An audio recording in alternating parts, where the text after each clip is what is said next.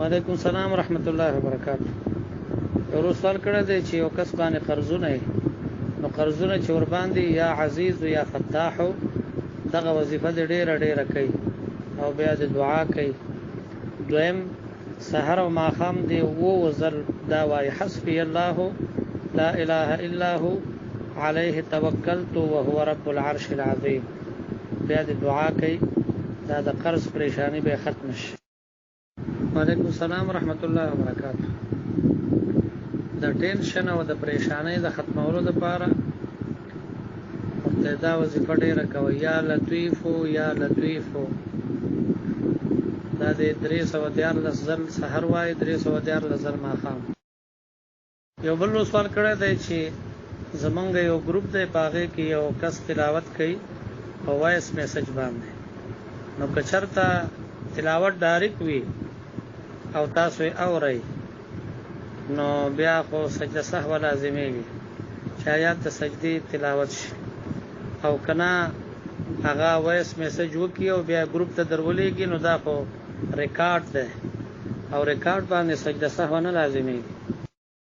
یو بل سوال کړی دی وای زمونږ یو ملګری دی هغه د ماسخوتن منځ 12 بجو نه پس کوي ټول منځ هر وخت داسې کوي. ناول خو د همیشه په ګناه کبیره کې مبتلا دی چې د جمع پرې دی. جمع دا واجب ده او جمع پرې خودل بغیر د عذر نه دا ګناه کبیره ده. یو خو همیشه په ګناه کبیره کې مبتلا دی. دویم دا چې د ماسخوتن منځ بغیر د عذر نه رسته کول دا هم مکروه عمل دی په دې ګناهګار دی او دا سه کست عمر فاروق رضی الله عنه بد دعا کړی ده. وعلیکم السلام ورحمت الله وبرکاته. یو سوال کړی دی د سهیل د نوم په باره کې چې د دې معنی څه ده. سهیل معنی نرمي کوونکی. وعلیکم السلام ورحمت الله وبرکاته. یو سوال کړی دی چې نبی علیہ الصلوۃ والسلام خپل نسی حسین رضی الله عنه باندې نوم کې خود نو بیا سوای چې علی رضی الله عنه فرمایلی دي چې دا نوم ورته الله خوښ کړی ده. دا نوم په الله یې خیدا دروغ دي چې هر چا ویلي. دا به لکم شیعه بیان بتاورېدل یا به شیعهګانو تمایلو. یو بل سوال کړی دی چې په جنازه کې کله یو طرف ته سلام واړول شي نو بعض خلک لاسونه ریدي نو خطر طریقه دا ده چې دواړو طرف ته سلام وګرځول شي بیا لاسونه پریدي او کچا یو طرف ته سلام وګرځي د لاسونه پری خو د نام جنازه شوه.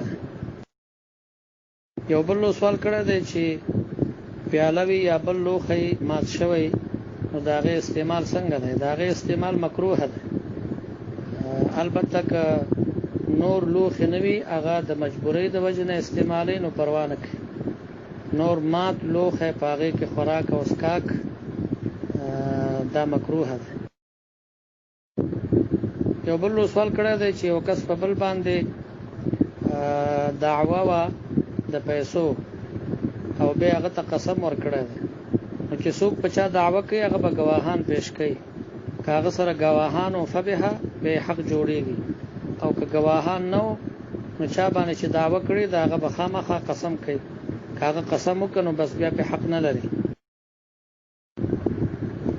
یو بل سوال کړی دی چې یو کس سره یو شی وي هغه د بل ملګری خوښ شي ورته وای دا ما تراک دا غزړه نه وي نو چې زړه نه وي ولې ورکوي ورته. اول خدا غختل غلط دي او بیا چې هغه ورکوي او زړه نه وي ندام خکار نه دی خو بل فرض چې ورې کنو بیا هغه د لپاره جایز ده استعمال. یو بل سوال کړی دی د وینځي په باره کې نو وینځي چې کوم مجاهد ته په تقسیم کې ورسېد هغه بغیر د نکاح نه حلال واغته. دا شریعت حکم ده. البته بیا به کله داسې کېدی چې هغه به بل چاته بیا په نکاح ورکوله او یا به آزاد کړه نو بیا په خپل د مالک په ور سره نکاح کوله. چې چاته په تقسیم کې رسیدلې و نو ترسو باغ آزاد کړي نه وانه نکاح به ور سره جایز نه و. چې آزاد به کړه نو بیا به نکاح ور سره جایز و او چې بل چاته به په نکاح ور کوله نو بیا بل چا سره نکاح صحیح وا وینځه د دوا خدمت به مثلا د دکو او نور په نکاح د بل چا کې بوا. وعلیکم السلام ورحمت الله وبرکاته. یو سوال کړی دی وای چې یو کس وای چې دا حدیث ته چې کوم شي ته پته نه لګیږي نو دا غي خورل حرام دی.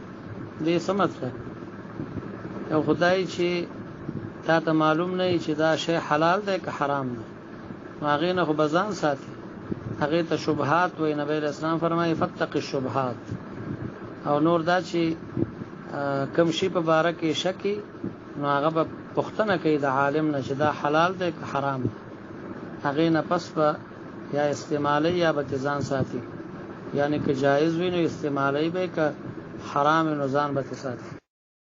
علیکم السلام ورحمت الله وبرکاته. یو سوال کړی دی چې دوه ورونه هغه شریکان وي هغه یو ورور سجده د اخسته وي دی بل توای چې دا په حلال او پیسو نه دی شوی نو چې په حلال او پیسو نه دی شوی نو بیا خو د یوم په کې حق نشته چې په حرام او پیسو یې اخستې هغه چې د چا پیسې وي د چا نه اخستې وي په رشوت باندې په سود باندې په بل ذریعہ باندې نو دا ځمکه د اماغه کسته د دې دواړو ورونو کې د یوم نه ده. وعلیکم السلام ورحمت الله وبرکاته. یو روز سوال کړی دی د بدل د واده په اړه کې چې د دې څه حکم دی په شریعت کې. د بدل واده دا د احناف په مسلک کې جایز ده خو د بدل تعریف په حدیث مبارک کې ذکر شوی ده. بدل دې ته ویل کېږي چې یو زنانه د بل زنانه په بدل کې ورکړی شي او مہر مقرر نشي. دا روایت بخاری شریف کې ده او دغه تعریف هم دې حدیث په ضمن کې ذکر ده. نو دینه معلومیږي چې چرته مہر مقرر شي نو بیا خبره د بدل نه وځي.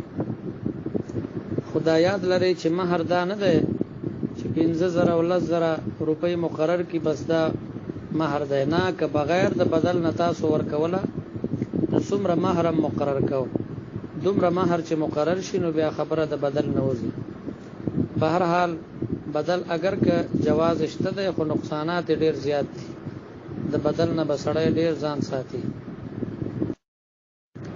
یو بل سوال کړی دی چې زمیندار ته ځمکه ورکړی شوی په نیمه باندې نو دلته یو زمیندار ته ځمکه په نیمه ورکړی شوی و او د هغې حاصلات چې راووت هغې خرڅ کړل 10000 روپۍ شوې نو د دې عشر په چا باندې لازم دی؟ عشر زمیندار باندې لازم دی. البته که چېرته ډېره منافع شوي چې مالک د ځمکې ته هم ډېره برخه ورسیږي او زمیندار ته ورسیږي بیا په دواړو باندې عشر ده او کنه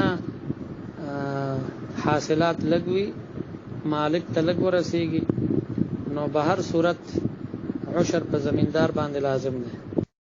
سوال کړی دی چې مہر نکاح تړلی شوی او مہر هیر شوی نو کاغه وخت کې مہر نه تړلی نه مقرر کړی نو نکاح خو صحیح شوی ده.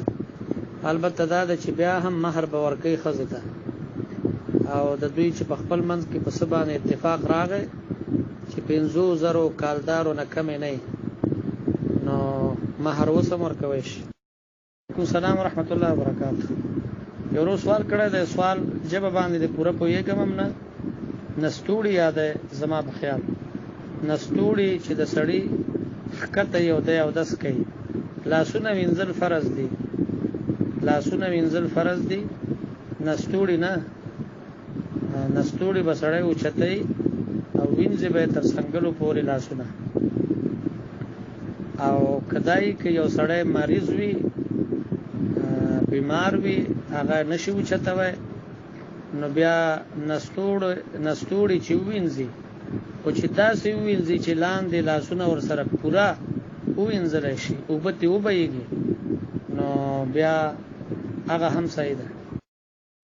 یو بل سوال کړی دی چې د سړي بدن باندې قمیص نه او د بنین سره مونځ کوي بنین سره مونځ کول دا مکروه دی دغه بنین سره ته بازار کې ګرځېدای شي نه شرمېږي یو بل ځای ته تللی شي شرمېږي د الله دربار کې به داسې لباس کې نه ودرېږي چې هغه د شرم لباس یو بل سوال کړی د مہر په باره کې نو مخکې ما جواب درته وکړ چې مہر په اول کې نه مقرر شوی وروستو چې د ښځې او د خاوند په کم مہر باندې اتفاق راغی پس هماغه مہر دی او ورکوي به یې خامخا به یې ورکوي